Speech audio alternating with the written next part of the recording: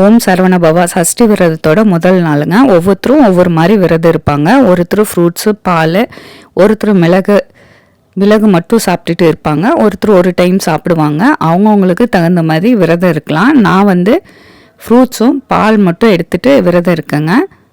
நம்மளோட கன்வீனியன்ட்டுக்கு தகுந்த மாதிரி நம்ம விரதம் இருந்துக்கலாங்க. வெத்தலை தீபம் ஒவ்வொருத்தரும் ஒரு மாதிரி ஏற்றுவாங்க. ஒரு தீபம் ஏற்றலாம், 6 தீபமும் ஏற்றலாம். பிரம்ம முகூர்த்த டைமில் விளக்கேற்றி வச்சுட்டு கந்த சஷ்டி படிக்கலாங்க. கந்தகுரு கவசம், வேல்மாறல் அப்படியே எது வேணாலும் படிச்சுக்கலாம். கண்டிப்பாக விரதம் இருக்கிறவங்க தண்ணி நிறையா குடிங்க. அப்போ தான் பாடி டீஹைட்ரேட் ஆகாமல் இருக்கும். நெய்வேத்தியத்துக்கு வைக்கிற நம்ம பாலை நம்ம குடிச்சிக்கலாங்க. ஃப்ரூட்ஸும் சாப்பிட்டுக்கலாம்.